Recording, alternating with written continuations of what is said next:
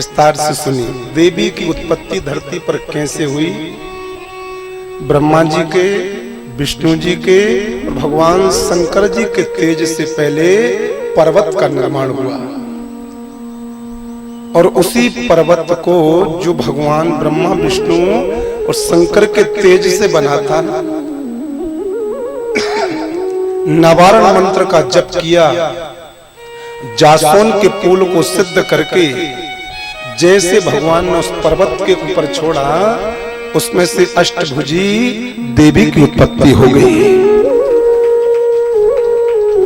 तीनों शक्तियों ने प्राण दिए। 33 करोड़ देवी देवताओं ने देवी माता जी के एक एक अंग की शक्ति प्रदान करी है और समस्त देवताओं ने अपने अपने अंग के आभूषण को माता देवी दुर्गा को अर्पण किया। माता श्रृंगारित हो गई। जासोन के फूल को अर्पण किया, तब पर्वत में से देवी की उत्पत्ति हुई। इसलिए देवी माता जी को जासोन के फूल को चढ़ाने की विशेष महिमा यही कारण है। यही वो पुष्प था जिसको चढ़ाने से पर्वत से माता देवी की उत्पत्ति हुई। तभी से पुष्प मां देवी का बहुत प्रिय पुष्प बन गया। या यूं मान लो कि इस जासोन के पुष्प को माता देवी दुर्गा का ही स्वरूप माना जाता है। प्रेम से बोलो जय माता दी। जय माता दी। माताओं, बहनों, देवी भागवत को श्रवण करने वाले पूजनीय जनों, माता देवी दुर्गा की उत्पत्ति हो गई। मां देवी दुर्गा का निर्माण हो गया। मां देवी दुर्गा धरती पर आ गई। भगवान वेदव्यास जी कहते हैं कि शत्रुओं का नाश करने के लिए, दुष्टों का संहार करने के लिए, भक्तों के घरों में लक्ष्मी धन को प्रदान करने के लिए वो देवी समय समय पर अलग अलग रूप लेकर के प्रकट हो जाती है और उसी एक देवी के रूप भी कई हो जाते हैं और उसी देवी के नाम भी अनेक हो जाते हैं। कभी वो 10 महाविद्या बन जाती है लेकिन देवी एक है। कभी वो 51 शक्तिपीठ बन जाती है लेकिन देवी एक है। और कभी वो नव दुर्गा बन जाती है लेकिन देवी एक है। तो एक देवी का निर्माण हुआ 33 करोड़ देवी और देवताओं के तेज से। बबलू भैया, वो नर भी नहीं और वो मादा भी नहीं है। वो किसी के गर्भ से प्रकट भी नहीं हुई है। वो तो साक्षात वो तो देवताओं का तेज है। या यूं कह दिया जाए कि देवताओं की ताकत है, या यूं कह दिया जाए कि देवताओं की शक्ति है। कोई भक्त काली को मानते हैं, काली उपासक। कोई भक्त हरसिद्धि को मानते हैं, वो हरसिद्धि को उपासक है। कोई भक्त माता चामुंडा को मानते हैं, चामुंडा के भक्त हैं। कोई भक्त माता बीजासन को मानते हैं, माता बीजासन के भक्त हैं। कोई भक्त माता बमलेश्वरी देवी को मानते हैं, उनके भक्त हैं। तो जिन भक्तों की देवी के जिस नाम से श्रद्धा हो, जिस भक्त की देवी के जिस रूप से श्रद्धा हो, उसको श्रद्धा से मानना चाहिए, श्रद्धा से पूजना चाहिए। क्योंकि देवी एक है, उसके रूप अनेक हैं। देवी को श्रद्धा भक्ति से मानोगे, पूजोगे, देवी आपके ऊपर कृपा जरूर बरसाएगी। जब देवी की उत्पत्ति हुई तो देवी ने अपने भक्तों की रक्षा के लिए सबसे पहले 9 रूप धारण करे, सबसे पहले। और देवी मैया ने अवतार लेते ही जिन 9 रूपों का निर्माण किया, उनको ही हम लोग नवदुर्गा कहते हैं। कौन कौन से रूप मैया के 9? दुर्गा सप्तशती में लिखा है, प्रथमम शैलपुत्री च। पहले देवी का निर्माण हुआ और उस देवी के शरीर में से 9 रूप प्रकट हो रहे हैं। द्वितीयम ब्रह्मचारिणी, तृतीयम चंद्र घंटेति, कूष्मांडेति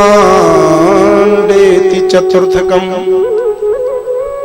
पंचमम स्कंदमातेति, षष्ठम कात्यायनीति च, सप्तमम कालरात्रिति, महागौरीति चाष्टमम, नवमं सिद्धिदात्री च, नवदुर्गा प्रकीर्तितः। आदरणीय बाबूजी, उस भगवती परम्बा, उस भगवती जगदम्बा, उस भगवती आदि शक्ति, उस भगवती कुलदेवी के जो 9 रूप हैं, उनमें से पहला रूप है शैलपुत्री। आदि शक्ति का दूसरा रूप है ब्रह्मचारिणी। माँ का तीसरा रूप है चंद्र घंटा। माता का चौथा रूप है कूष्मांडा। माता का 5वां रूप है स्कंद माता। माता का 6वां रूप है कात्यायनी। माँ का 7वां रूप है कालरात्रि। माता का 8वां रूप है महागौरी। और माँ का जो 9वां रूप है नवदुर्गा में, उनका नाम है सिद्धिदात्री। कितने हो गए? ये 9 रूप हैं। तो नवरात्रि के जो पहला दिन, जिसको हम लोग प्रतिपदा कहते हैं, जिसको नवरात्रि का पहला दिन बोलते हैं, तो पहला दिन कौन सी देवी मैया का होता है जी? पहला जो दिन होता है, जो व्रत करने वाली माताएं हैं, उनको निवेदन कर रहा हूं। जो नवरात्रि का पूजन करने वाली माताएं हैं, मैं उनको निवेदन कर रहा हूं। जो नवरात्रि में मौन होकर के अनुष्ठान करने वाली माताएं हैं, मैं उनको निवेदन कर रहा हूं। जो नवरात्रि में माता रानी की आराधना करते हैं, माता रानी की उपासना करते हैं, मैं उनको निवेदन कर रहा हूं। पहले दिन का जो व्रत करो, पहले दिन का जो पूजन करो, पहले दिन का जो हवन करो, पहले दिन का जो ध्यान करो, पहले दिन का जो भोग लगाओ, वो माता शैलपुत्री के नाम से लगाना चाहिए। शैलपुत्री कौन है, इनका स्वरूप क्या है, और ये कहां से हैं, और इनके पूजन का विधान क्या है? हाथ जोड़ के सुनो। वंदे वांछित लाभाय चंद्रार्धकृतशेखराम, वृषारूढ़ाम शूलधराम, शैलपुत्री यशस्विनी। बोलो शैलपुत्री मैया की जय हो। हे देवी भागवत को श्रवण करने वाले पूजनीय वंदनीय जनों, माता देवी के उपासकों, ये नवरात्रि की कथा है, बहुत ध्यान से सुनना। पहला दिन माता शैलपुत्री का। ये माता दुर्गा जी का, ये माता भवानी का पहला रूप है। पर्वतराज हिमालय की पुत्री हैं। पर्वतराज हिमालय की पुत्री हैं, इसलिए इनका नाम शैलपुत्री है। संस्कृत में पर्वत को शैल बोला जाता है। और शैलेंद्र किसे बोला जाता है? प्रेम से बोलो जय माता दी। पर्वत में संस्कृत में पर्वत के लिए शैल बोला जाता है। और शैल रूपी पर्वत पर निवास करने वाले को शैलेंद्र बोला जाता है। हाँ सच्ची। शैल धन इंद्र बराबर शैलेंद्र। इंद्र मतलब राजा, शैल मतलब पर्वत। जो पर्वतों का राजा वो हिमालय। हिमालय का एक नाम शैलेंद्र है। और आपके सामने जो आपका बेटा बैठा है, उसका नाम भी नहीं बजाओगे? बिल्कुल नहीं बजाओगे, बजाओगे ही नहीं। तो ये हिमालय की पुत्री हैं। हिमालय पर्वत ने इन माँ को जन्म दिया है, तो शैलपुत्री मतलब हिमालय की पुत्री हैं, पर्वत राज की पुत्री हैं, इसलिए इनके लिए शैलपुत्री कहा गया। इनका स्वरूप कैसा है?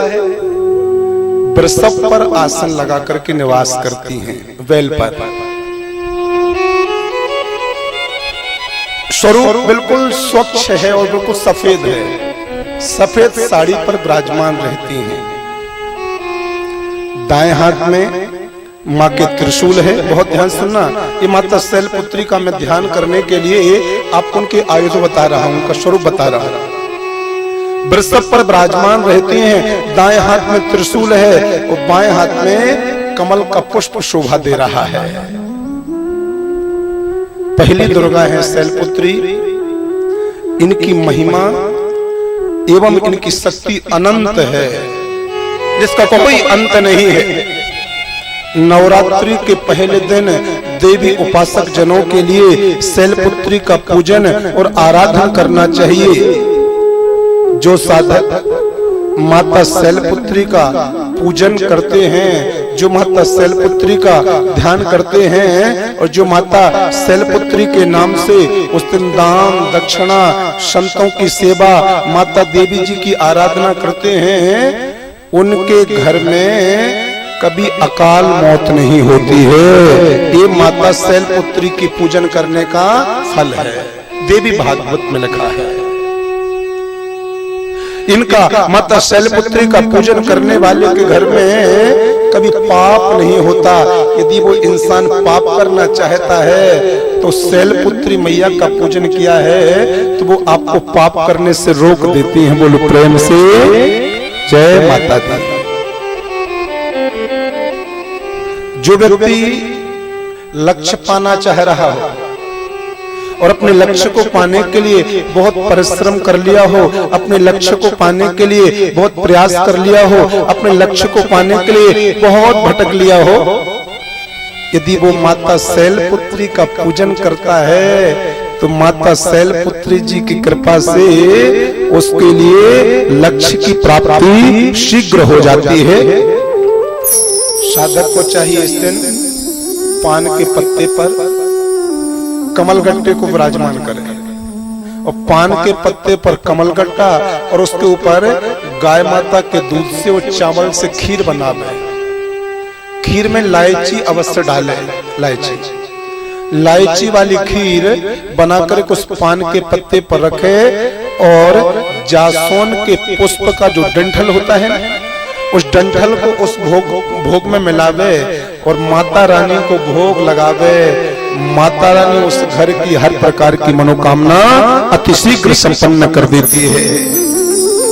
ये माता शैलपुत्री की पूजन का विधान है। इनकी कृपा चाहिए हो तो इस प्रकार से पूजन अवश्य करना। दूसरी मैया कौन है भैया? दूसरी मैया है ब्रह्मचारिणी। हाथ जोड़कर इनका भी ध्यान करो। दधाना कर्म पदव्याम अक्षय माला कमंडलु देवी प्रसीदतु मयि ब्रह्मचारी बनुत्तमः। श्री ब्रह्मचारिणी मैया की जय हो। माता देवी दुर्गा का ये दूसरा रूप है, इनका नाम है ब्रह्मचारिणी। इनकी उत्पत्ति कहां से हुई है? ब्रह्मा जी के तेज से उत्पन्न होने के कारण से इनका नाम ब्रह्मचारिणी पड़ा है। ब्रह्मा जी के तेज से उत्पन्न है इसलिए इनका नाम ब्रह्मचारिणी। ब्रह्मचारिणी का अर्थ क्या होता है? कभी सोचा? नहीं सोचा? कभी विचार किया? नहीं किया? कभी चिंतन किया? नहीं किया? ब्रह्मचारिणी का देवी पुराण में अर्थ बताया है जिसका आचरण तपाचरण हो। जिसका आचरण तपाचरण हो। मतलब जिसका पूरा का पूरा जीवन तपस्या में लीन हो, जिसका पूरा का पूरा जीवन केवल तपस्याओं में बीता हो, उसके लिए ब्रह्मचारिणी कहा जाता है। ब्रह्मचारिणी देवी दुर्गा का ज्योतिर्मय दिव्य रूप है। इनके दाएं हाथ में रुद्राक्ष की माला होती है, हाँ, और बाएं हाथ में कमंडल सुशोभित होता है। नवरात्रि के दूसरे दिन नवरात्रि माता के प्रेमियों को चाहिए कि वो माता ब्रह्मचारिणी का पूजन करे, माता ब्रह्मचारिणी का आराधन करे। इस दिन रुद्राक्ष की माला पर ब्रह्मा जी के किसी भी मंत्र का जाप करो। किसकी बेटी है? ब्रह्मा जी की बेटी है ना। तो रुद्राक्ष की माला से ब्रह्मा जी के किसी भी मंत्र का बीज मंत्र ले लो। ओम ब्रह्मणे नमः, ओम ब्रह्मणे नमः, ओम ब्रह्मणे। ये बिल्कुल सरल मंत्र है, नहीं तो ब्रह्मा जी के वेद मंत्र क्लिष्ट है, कठिन है। ब्रह्म जज्ञानम विसीमतः, ये कठिन मंत्र है। आप तो केवल बीज मंत्र लो, ओम ब्रह्मणे नमः। तुम नवरात्रि के दूसरे दिन माता देवी का कोई भी साधक हो, कोई भी उपासक हो, आसन पर बैठ करके श्वेत वस्त्र धारण करने वाली, दाएं हाथ में रुद्राक्ष की माला धारण करने वाली, बाएं हाथ में कमंडल धारण करने वाली माता ब्रह्मचारिणी का ध्यान करे और आसन पर बैठ करके रुद्राक्ष की माला से ब्रह्मा के किसी भी मंत्र का जाप करे तो माता ब्रह्मचारिणी उस भक्त के ऊपर तत्काल प्रसन्न हो जाती है और अपनी कृपा दृष्टि से उस साधक की जितनी भी मनोकामना होती हैं उनको शीघ्र पूरा कर देती है। माता ब्रह्मचारिणी की आराधना करने से घर में सदाचार की प्राप्ति होती है। माता ब्रह्मचारिणी की आराधना करने से मन में वैराग्य उत्पन्न होता है। माता ब्रह्मचारिणी की आराधना करने से मन में संयम धारण होता है। माता ब्रह्मचारिणी की आराधना करने से मन में त्याग उत्पन्न होता है। माता ब्रह्मचारिणी की आराधना करने से तप करने का मन होता है। माता ब्रह्मचारिणी की आराधना करने से घर में धन की वृद्धि होती है।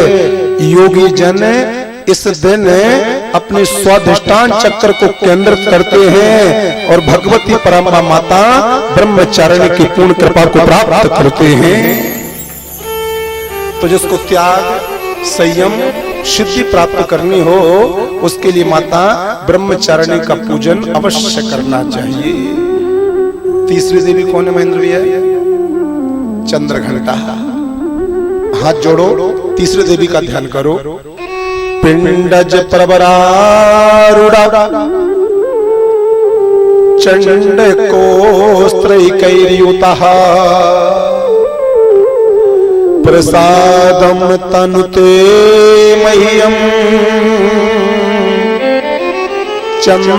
चंद्रघंटेति विश्रुतः।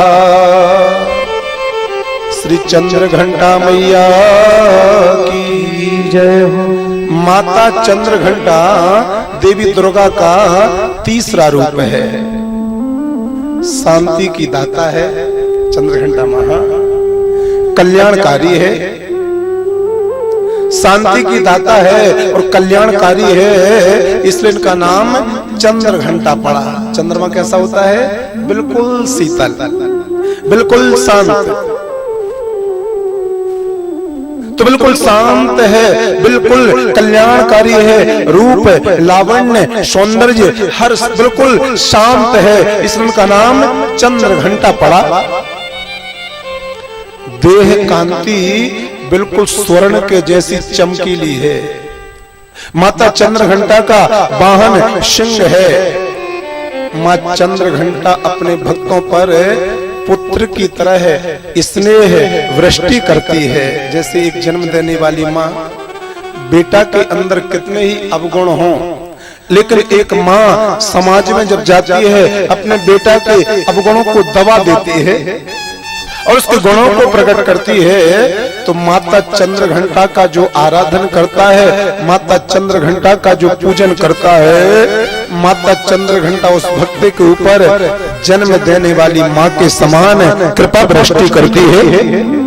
नवरात्रि के तीसरे दिन देवी उपासकों को चाहिए कि माता चंद्रघंटा का पूजन करें। माता चंद्रघंटा का जो मन से, वचन से, क्रम से पूजन करता है, ब्रह्मचर्य धर्म का पालन करता हुआ माता चंद्रघंटा का पूजन करता है, उसका क्रोध नष्ट हो जाता है, उसको ज्ञानोदय की प्राप्ति होती है। जिसको बहुत ज्यादा क्रोध आता हो उसको माता चंद्रघंटा का पूजन करना चाहिए, क्योंकि चंद्रमा बहुत शांत होता है। तो क्रोध वाला व्यक्ति माता चंद्रघंटा का पूजन करता है तो उसको चंद्रमा के जैसा बिल्कुल शीतलता प्रदान कर देती है, मन से कलुषता मिट जाती है। कर्नाटक में कांचीपुरम जो पीठ है वो माता चंद्रघंटा की मुख्य पीठ है। शंकराचार्य जयेंद्र सरस्वती महाराज जी की जो कांचीपुरम कर्नाटक में पीठ है। मां चंद्रघंटा का पूजन करने से क्रोध नष्ट होता है, ज्ञानोदय की प्राप्ति होती है। इनका पूजन करने से घर की दरिद्रता समाप्त होती है। योगी जन इस दिन अपना मणिपुर चक्र केंद्रित करते हैं और माता रानी की कृपा को प्राप्त करते हैं। चौथी देवी कौन सी है? चौथी देवी है जिनका नाम है माता कूष्मांडा। हाथ जोड़ो, इनका ध्यान करो। सुरा संपूर्ण कलशम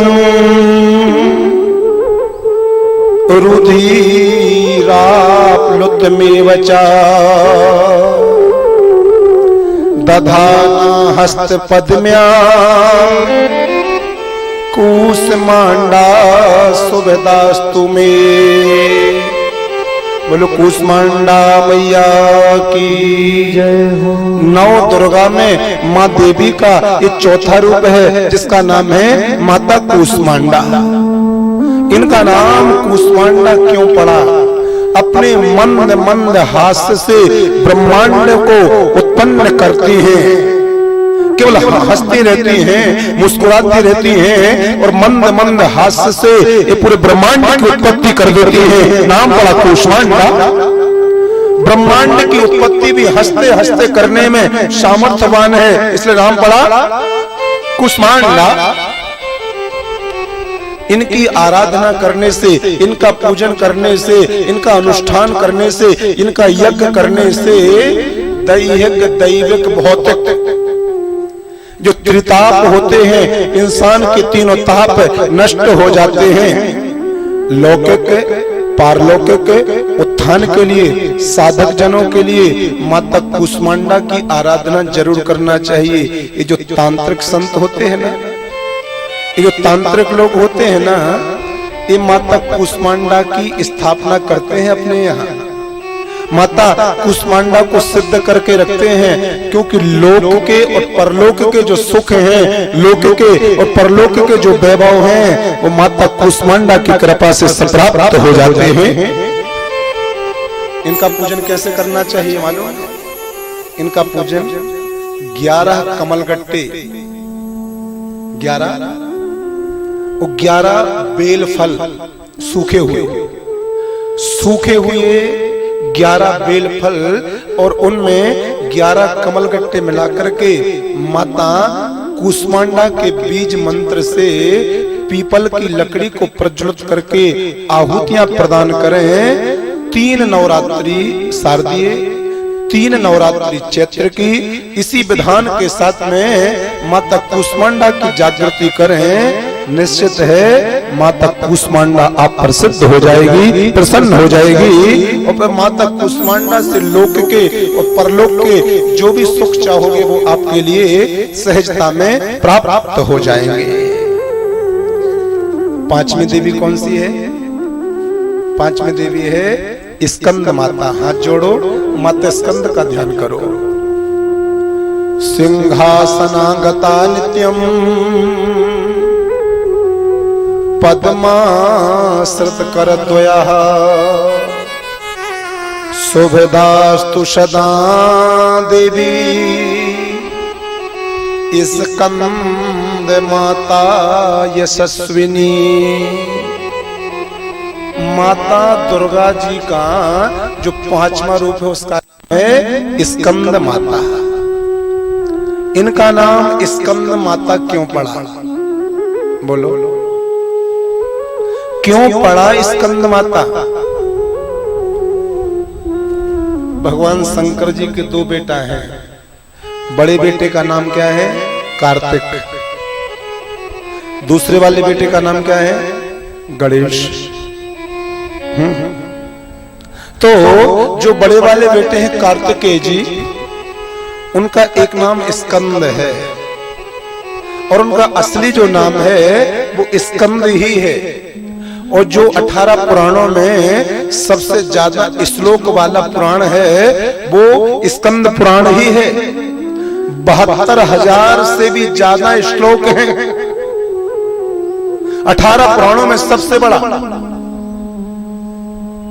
सत्यनारायण जी की जो कथा है वो भी स्कंद पुराण से प्रकट हुई है। जब वो पहला अध्याय हो जाता तो उसमें क्या लिखा रहता है?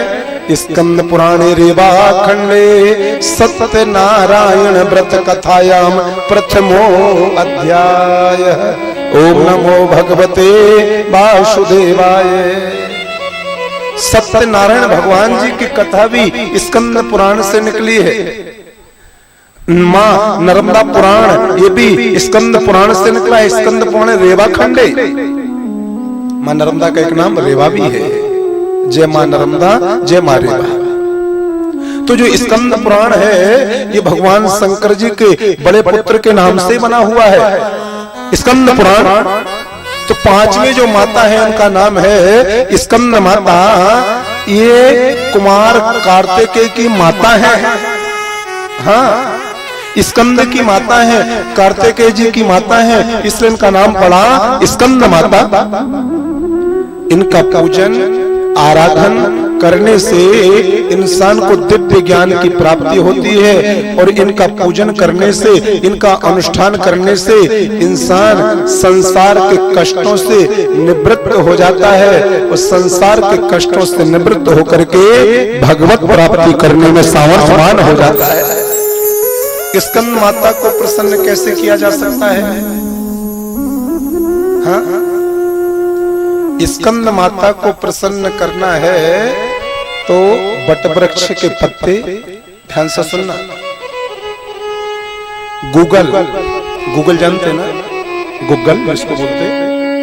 बट वृक्ष के पत्ते, गूगल और समी वृक्ष की पत्तियां, इनको मिला लो और इनको मिलाने के बाद में तुम्हारे मन में जो भी कामना है उस कामना को बोलते जाओ। स्कंद माता की अपने घर में स्थापना करो। वेद मंत्रों के द्वारा स्कंद माता के बीज मंत्रों से 1008 बार नवरात्रि के 5वें दिन, स्कंद माता के दिन इनका अनुहवन करो और अगली नवरात्रि में 9 दिन तक दुर्गा सप्तशती का पाठ करवाने का संकल्प लो। तो इस नवरात्रि में आपने बट वृक्ष के पत्तों से और गूगल से और समी पत्र से हवन किया है। अगली नवरात्रि का आपने देवी पाठ कराने का संकल्प ले लिया है। अगली नवरात्रि आने के पहले पहले आपके सारे के सारे काम भगवती स्कंद माता की कृपा से बन जाएंगे। इनका विधान है। आज मैं कथा के पहले क्या कहा था? यदि किसी विधान की आपके पास में विधि है तो ही विधान संपन्न कर पाओगे, और किसी विधान का आपके उसमें विधि नहीं है तो प्रभु तो पूरा राख में हवन करने के बराबर हो गया। राख में हवन करने का कोई फल नहीं मिलता। जिस पूजन की विधि पता नहीं है उस पूजन को करने से भी फल प्राप्त नहीं होता। देवी माता जी का विशेष करके। छठवीं माता कौन सी है? हाँ, माता कात्यायनी। हाथ जोड़ो, ध्यान करो। चंद्रहासो ज्वलल करा शार्दूल बरमाहिना कात्यायनी शुभम दद्यात् देवी दानव घातिनी। बोलो कात्यायनी मैया की जय हो।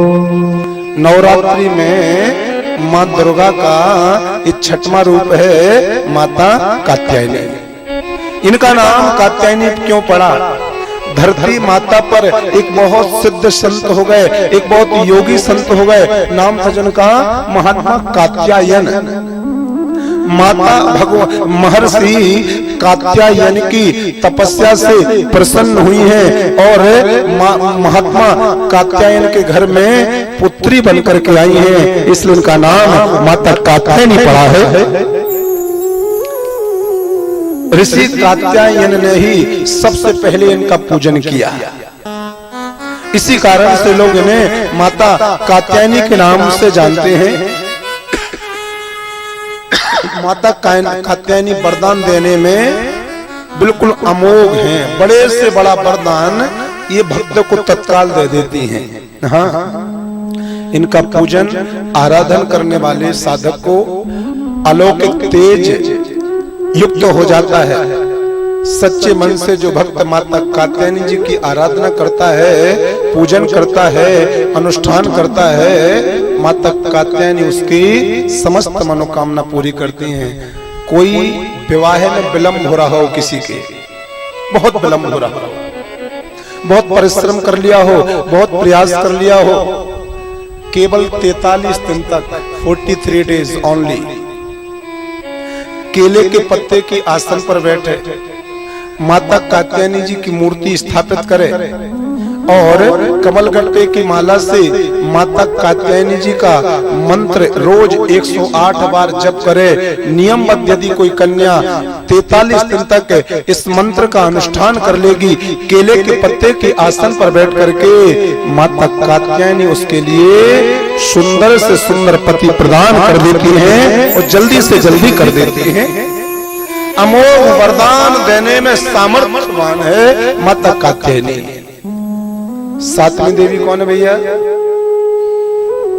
बाबूजी, सातवीं देवी है माता कालरात्रि। हाथ जोड़ो, इनका भी ध्यान करो। एक बेणी जपा कर्णम पुराणगणाम खरस्थितः लंबोष्ठी कर्णिका कर्णी तैता शक्ति शरीरणी बाम पारोल सल्लोहाद लता कंटक भूषण वर्धन सूर्य ध्वजा कृष्णा काल रात्रि भयंकरी काल रात्रि भयंकरी। मां दुर्गा का सातवां रूप है जिसके लिए काल रात्रि के नाम से जाना जाता है। ये माता काल रात्रि देखने में बहुत भयंकर है। इनका जो स्वरूप है ये बहुत भयंकर है, लेकिन फल देने में बहुत शुभ है। ये बहुत शुभ, देखने में केवल खतरनाक लगती हैं, देखने में केवल भयंकर लगती हैं, लेकिन फल देने में बहुत शुभ है। शुभ फल को, शुभ संकल्प को शीघ्र प्रदान करती हैं, इसलिए इनका एक नाम शुभंकरी भी है। सबका शुभ करती हैं। इनका पूजन आराधन करने वाला साधक कभी भी किसी प्रकार का किसी से भय नहीं करता, डरता नहीं है। ये तो मैंने देखा है, जो काली के उपासक होते हैं वो डरते किसी से नहीं है। प्रेम से बोलो जय माता दी। बोलो, मैंने बोलने की कहा, और जोरते बोलो जय माता दी। मेरी मैया शेरा वाली दुर्गा से बन गई काली, भवानी तेरे द्वार आएंगे। कल गाँव मैं निवेदन ये कर रहा था कि जो काली के भक्त होते हैं वो डरते तो किसी से नहीं है। काल रात्रि भयंकरी, ये माँ देखने में भयंकर है लेकिन फल देने में शुभ है, इसलिए एक नाम शुभंकरी है। काली माता जी के जो उपासक हैं उनको शरीर में कोई ना कोई एक वस्त्र काला जरूर धारण करना चाहिए। हाँ, काला वस्त्र एक जरूर धारण करना चाहिए। काला वस्त्र धारण करके जो माता काली के दरबार में दर्शन करने जाता है तो माता काली उस भक्त को देख करके कहती है कोई मेरा आ गया, कोई मेरा अपना आ गया, और माता काली उस पर शीघ्र प्रसन्न हो जाती है। कभी माता कंकाली जाओ दर्शन करने के लिए, कंकाली तो एक कपड़ा शरीर के ऊपर काला जरूर हो गया। कभी कलकत्ता की काली माता जी का दर्शन करने जाओ तो तन पर एक वस्त्र काला जरूर हो गए। कभी काली घाट की माता काली का दर्शन करने जाओ तन पर एक कपड़ा काला जरूर हो गए। काले कपड़े को धारण करके काले कंबल की आसन पर बैठ करके नवार मंत्र के द्वारा जो माता काली की आराधना करता है, माता काली की उपासना करता है, माता काली उसकी समस्त मनोकामनाओं को तत्काल पूरा कर देती हैं। जिनको अकेले में रहने में डर लगता हो या जिनको अपने पड़ोसी से डर लगता हो, अपने मोहल्ले वाले से डर लगता हो, अपने नातेदारों से डर लगता हो, अपने रिश्तेदारों से डर लगता हो, अपने पड़ोस की दुकान वाले से डर लगता हो, मतलब जो किसी प्रकार से भय करता हो उसको माता काली की आराधना करना चाहिए। माता काली उसको अभय प्रदान कर देती हैं। अभय प्रदान करने में माता काली सामर्थ्यशील है। माता काली देखने में भयंकर लेकिन फल देने में बहुत शुभ है।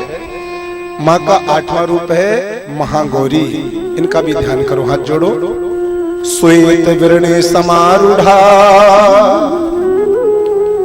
श्वेतांबर धरा शुचि महागौरी शुभम दद्यान महादेव प्रमोददा। बोलो महागौरी मैया की जय हो।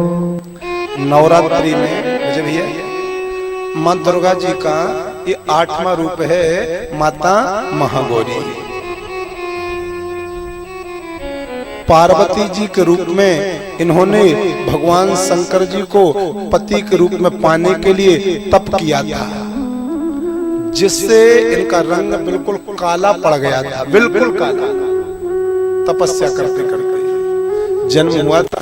जन्म लेते ही एक संकल्प ले लिया था, जन्म जन्म लगी रगर हमारी मैया बरहु शंभुनत रहूं कुंवारी। बचपन में ही संकल्प ले लिया था कि इस जन्म में यदि पति बनाऊंगी तो केवल भगवान शंकर को बनाऊंगी, और शंकर यदि पति के रूप में प्राप्त नहीं होंगे मैं कुंवारी रहूंगी। तो शंकर भगवान को पति बनाने के लिए बचपन से पहले एक पैर के बल पर खड़ी होकर के तपस्या करने लगी। फिर जब शंकर जी प्रसन्न हुए तो बाएं पैर का जो केवल अंगूठा था इस अंगूठे के बल पर खड़ी हो गई, तब भी शंकर जी प्रसन्न हुए। फिर अंगूठे का जो बिल्कुल अग्रभाग है इस पर खड़ी होकर के दोनों हाथ उठा करके भगवान शंकर जी की तपस्या करने लगी। भगवान शंकर जी प्रसन्न हुए और जैसे ही इस माँ के दरबार में पहुंचे वरदान देने के लिए, भगवान शंकर जी ने देखा मुझे पाने के लिए, मेरी प्राप्ति के लिए एक कई वर्षों से तपस्या कर रही है। तपस्या करते करते रंग बिल्कुल काला पड़ गया है। भगवान शंकर जी ने अपनी एक जटा निकाली, जटा जैसे खोली, भगवान शंकर की जटाओं में माँ गंगा का निवास है। जैसे ही गंगा की धारा उस देवी के ऊपर भगवान शंकर ने छोड़ी तो भगवान शंकर जी की जल की धारा जैसे उस देवी के ऊपर गिरी तो काली से वो बिल्कुल गोरी हो गई, और गोरी नहीं वो महागौरी हो गई। हम लोग कहते ना तू तो काला है, हम लोग कहते ना तू तो गोरा है, तो वो गौरी नहीं है, गोरी है, महागौरी। असली नाम क्या है? असली नाम है महागौरी। मतलब गौरी नहीं अपनी कहते, वो तो बहुत गोरा है। तो उसी को एक शिष्टाचार की भाषा में महा कहा जाता है। महा मतलब बहुत ज्यादा। महागौरी तपस्या करते करते काली पड़ गई थी। भगवान शंकर जी की जटा से गंगा की धारा निकली। गंगा की धारा से जैसे स्नान हुआ तो गौरी नहीं, वो महागौरी हो गई। महागौरी नाम क्या पड़ गया? जैसे जल की धारा से अभिषेक हुआ वो बिल्कुल गोरी हो गई। और गोरी नहीं, डबल गोरी हो गई, मतलब वो महागौरी हो गई। तो उस देवी का नाम महागौरी पड़ गया। महागौरी की महिमा क्या है? इनका वाहन सफेद बैल है, जिसको हम लोग बोलते हैं नांदिया। सफेद बैल है, शांत मुद्रा वाली है। माता महागौरी के 4 भुजाएं हैं और इनकी जो सिद्ध पीठ है वो हरिद्वार के पास में कनखल में है। प्रेम से बोलो जय माता दी। सिद्ध पीठ है हरिद्वार के पास में कनखल में माता गौरी जी विराजमान है। 4 भुजाएं हैं। नवरात्रि के 8वें दिन माता महागौरी का पूजन करने से, आराधन करने से ये माता महागौरी अपने भक्तों के ऊपर अपार कृपा बरसाती हैं। सफेद आसन पर बैठो, ऊन की सफेद आसन पर विराजमान हो जाओ। ब्रह्मचर्य का पालन करो, सफेद वस्त्र धारण करो। और दुर्गा सप्तशती का पहला अध्याय, तीसरा अध्याय, 5वां अध्याय और 13वां अध्याय, इन 5 अध्यायों का पाठ माता महागौरी के समक्ष करे या इन 5 अध्यायों के श्लोकों से कमलगट्टे के द्वारा और उस कमलगट्टे में खीर मिला के, पहला अध्याय, तीसरा अध्याय, 5वां अध्याय, 9वां अध्याय और 13वां अध्याय। कितना हो गए? जोड़ो जरा अच्छे से। ये 5 अध्याय इनका पाठ करें और इन 5 अध्यायों में जो श्लोक हैं, प्रत्येक श्लोक के द्वारा माता महागौरी का हवन करें कमल गट्टे से। क्या बोलते हैं उसको आप लोग? वो जो लाल लाल फूल आते हैं, जिसमें जो फूल भगवान जी पर नहीं चढ़ते। हाँ, करीब नहीं। हाँ जी, नहीं वो छेवला बोलते ना हमारे बुंदेलखंड। हाँ, चंपा नहीं, केतकी नहीं, नहीं नहीं नहीं, वो जिसमें वो बनते ना, वो पहले रंग बनाया जाता था होली पर। पलास, पलास, पलास की लकड़ियों को कपूर से जलावे और कमलगट्टे के द्वारा इन 5 अध्याय के प्रत्येक मंत्र से हवन करे तो उस भक्ति की मनोकामना भगवती माता महागौरी तत्काल पूरी कर देती हैं। संसार के भौतिक सुखों को भोगते भोगते अंत काल में वो माता देवी दुर्गा के श्री चरणों में पहुंच जाता है। बोलो महागौरी मैया की जय हो। माता रानी का जो 9वां रूप है वो कौन सा है? सिद्धिदात्री। हाथ जोड़ो और बिल्कुल अपने रीढ़ की हड्डी को सीधा करो और माता देवी के 9वें रूप का दर्शन करो ध्यान के माध्यम से। सिद्ध गंधर्व यक्षादिक सुरैर मरैरपि सेव्यमाना सदा भूयात् सिद्धिदा सिद्धिदायनी। हे साधक जनों, हे देवी उपासक जनों, हे माता देवी दुर्गा की कथा को श्रवण करने वाले श्रद्धावान भक्त जनों, मां दुर्गा जी का 9वां रूप है जिसका नाम है सिद्धिदात्री। 9वां रूप है और 9 दुर्गा में अंतिम रूप है मां का। मां सिद्धिदात्री, इनका नाम क्यों पड़ा? समस्त सिद्धियों को प्रदान करने में सामर्थ्यवान है, इसलिए इनका नाम सिद्धिदात्री है। कोई लौकिक सिद्धि प्राप्त करना चाहे,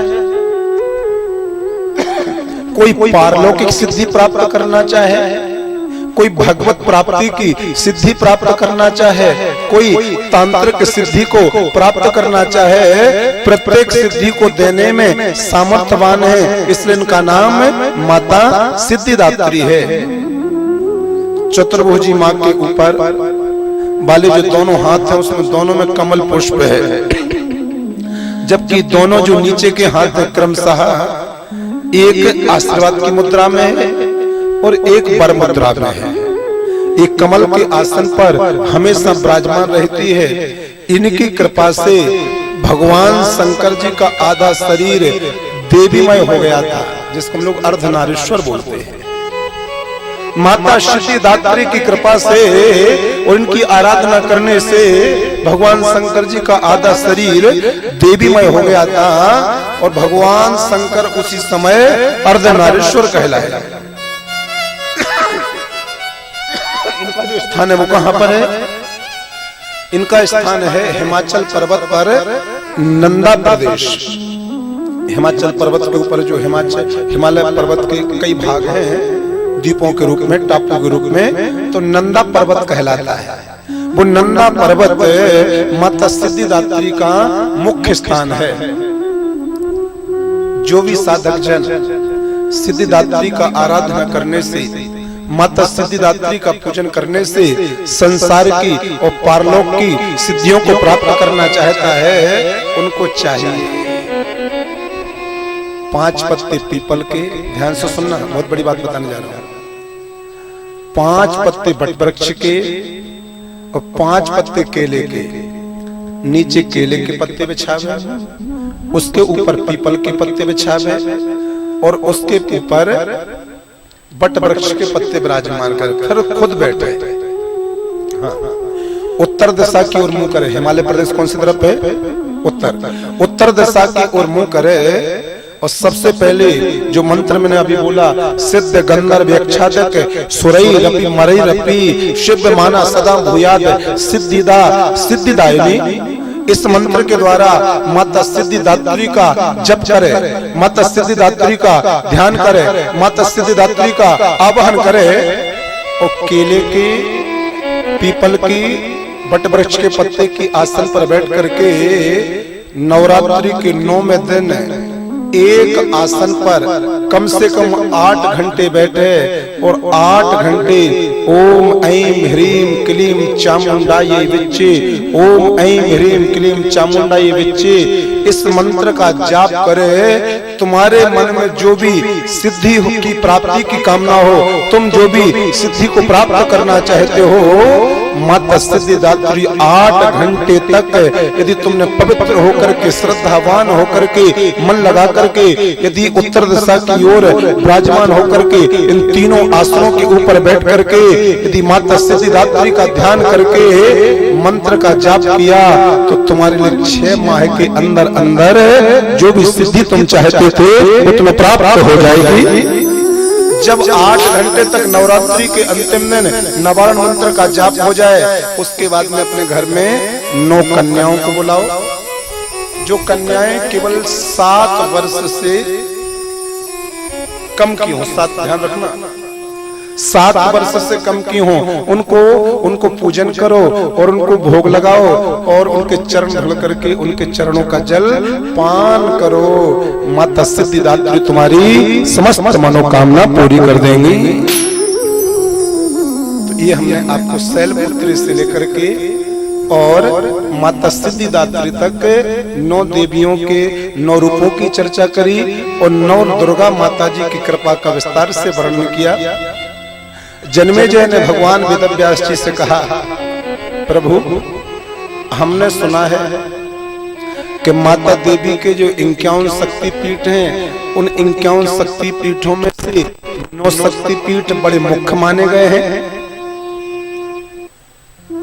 51 शक्तिपीठों में से 9 शक्तिपीठ बड़े बड़े मुख्य माने गए हैं, जैसे माता नैना देवी, माता चिंतपूर्णी, माता ज्वाला देवी, माता वज्रेश्वरी नगरकोट कांगड़ा वाली माता, माता चामुंडा देवी, माता वैष्णव देवी, माता कालिका देवी, माता मनसा देवी और माता शाकंभरी। कितने हो गए ये 9 हो गए। तो 51 शक्तिपीठ है माता रानी के।